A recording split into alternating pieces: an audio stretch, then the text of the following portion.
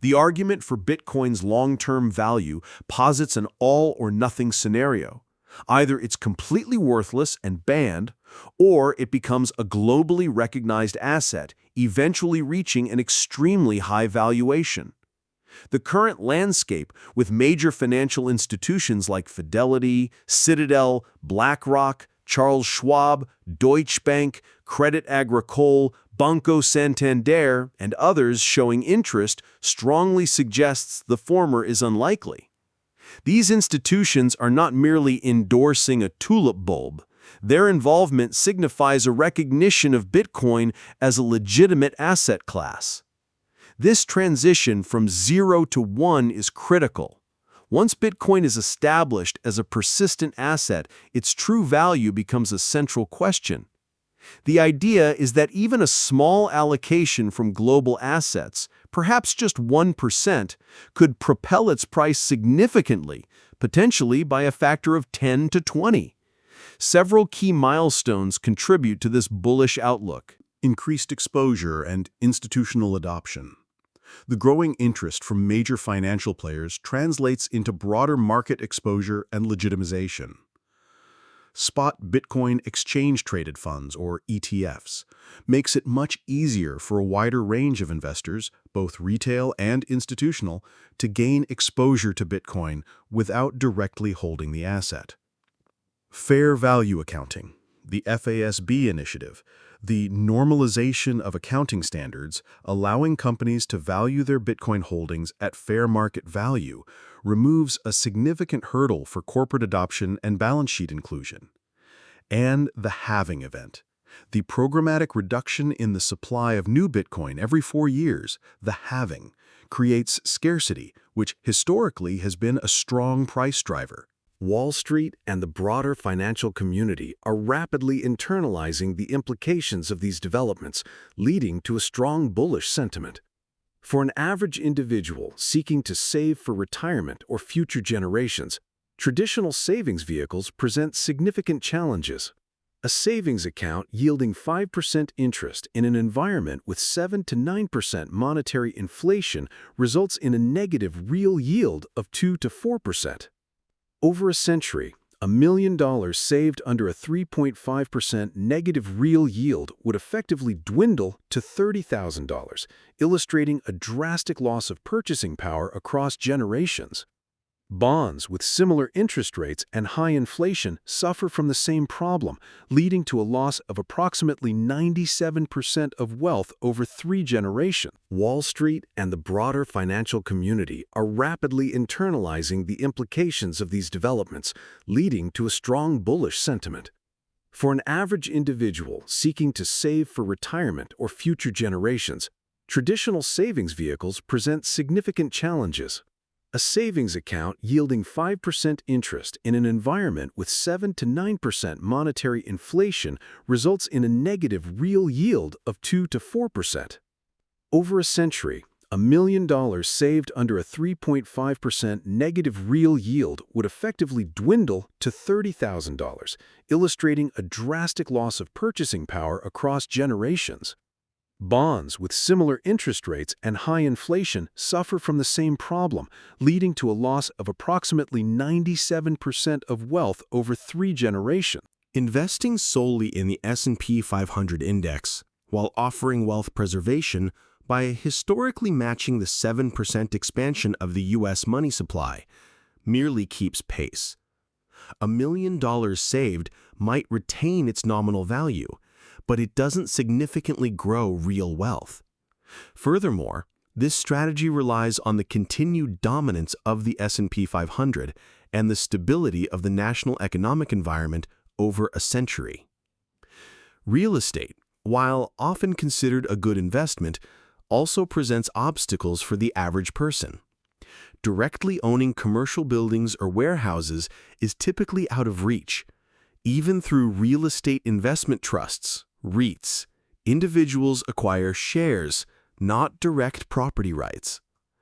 Owning a share in a REIT means relinquishing control over the underlying asset. You cannot mortgage, sell, or develop a fraction of a building owned by a REIT. Your economic rights are diluted, and you are subject to the decisions, good or bad, of the general partner managing the REIT. This makes REITs a less than ideal long-term strategy for direct property exposure. The fundamental issues with traditional securities, stocks, and REITs stem from inherent risk factors and dilutive forces. Management fees. Companies and funds charge management fees, typically around 1% annually for an ETF. Over a lifetime, this 1% can erode a substantial portion of wealth, akin to taking 20 to 25% of your total capital due to the compounding effect over infinite duration. Labor risk. Companies face labor-related risks, including unionization, which can divert profits and impact equity value. Competition.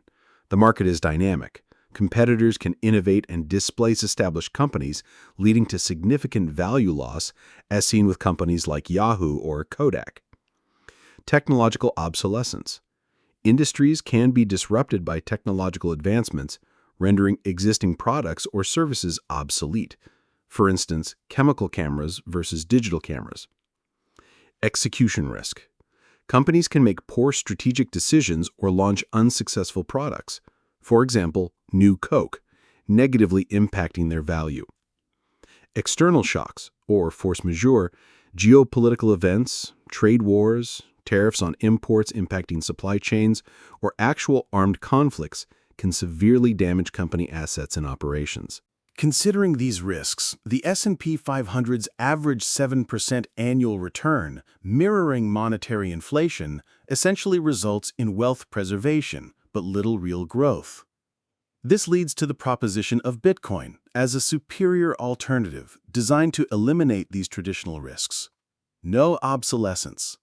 Bitcoin, as a digital monetary network, is designed for long-term endurance, potentially for thousands of years, unlike physical products or companies that can become obsolete. It represents a fractional share, 1/21 millionth, of a finite, globally accessible monetary system. No management team or fees. The Bitcoin network is decentralized and maintained by computer programs and a global community of miners and developers who are incentivized by the network's security and value, not direct management fees extracted from holders. No labor risk. As a digital protocol, Bitcoin is not subject to labor disputes or unionization. No war or trade war risk. Digital assets held in self-custody are resistant to physical destruction or seizure in conflicts, unlike factories or ships. Indestructible, immortal, incorruptible. Bitcoin's decentralized nature and cryptographic security make it highly resilient to single points of failure, corruption, or destruction. Pure economic energy. Analogous to Einstein's principle that energy cannot be created or destroyed, Bitcoin is presented as a pure, transformative economic idea, inherently scarce and resistant to competition due to its immaculate conception by Satoshi Nakamoto, with no ICO or pre-mine. While there's execution risk for those operating within the Bitcoin ecosystem, direct holders in cold storage are insulated from these operational failures. This makes Bitcoin an anti-fragile monetary franchise, where the risks are distributed among various participants, miners, developers, banks, while the benefits accrue to the Bitcoin holders. This parallels McDonald's business model, where the corporation profits while franchisees bear operational risks. For the middle-class family, Bitcoin offers pure digital, global property. It's a form of property that transcends national borders and the limitations of physical real estate, such as maintenance costs, property taxes, rent control, physical destruction, illiquidity, and transferability issues. You can acquire small amounts regularly and transport it anywhere. Superior long-term yield. If the S&P 500 yields a 0% real return over 100 years, Bitcoin is projected to offer a 7% real yield, appreciating at approximately 14% in such an environment. This contrasts sharply with the marginal real yields, 2% at best, with significant risk, of physical real estate, or negative real yields from bonds or savings. Resistance to political and economic interference. Unlike gold or physical property, which have historically been subject to seizure or devaluation by governments and banks across various geopolitical shifts, as in the 20th century wars, nationalizations, Bitcoin's decentralized nature makes it resistant to such interventions. Scalability and liquidity. You can buy small amounts of Bitcoin with regular paychecks and sell it easily, unlike fractions of physical property. Global collateral. A growing number of global banks, French, German, Singaporean, UAE, Spanish, US banks, are interested in Bitcoin custody, indicating its emerging role as globally recognized collateral, a stark contrast to the limited mortgage options for local physical property. Bitcoin is presented as a pure economic asset, stripped of the liabilities and dilutive elements associated with traditional securities, currencies, credit, debt, and physical property. Its simplicity and robust characteristics make it appealing to the middle class seeking control over their economic destiny, especially for long-term capital preservation and growth over a minimum of 4 years, ideally 10 years or more. The current moment is described as an inflection point. Despite overwhelming evidence of Bitcoin's growing adoption by governments, banks, corporations, and investors, 99.8% of global capital remains largely oblivious or in denial. This creates a unique opportunity for those who understand its implications. This monetary revolution is fueled by digital transformation and surging financial innovation. Leaders, from state governors to presidents, are increasingly acknowledging Bitcoin's significance. The network's launch in 2009, with an early estimation of $10 million per coin, highlights the foresight of its pioneers. Bitcoin has now reached criticality, a self-sustaining, unstoppable network, much like a nuclear reactor reaching a chain reaction. Satoshi's fire is unquenchable, and the network no longer relies on any single individual or entity for its continued growth. The Bitcoin prophecy suggests a target of $21 million per coin in 21 years, aligning with a 21% annual growth rate and 21% volatility. This implies an average annual return of approximately 28.5%. While the path will be volatile, this volatility is expected to dampen over time as the asset class matures, options markets develop, and banks fully integrate Bitcoin into their lending and custody services.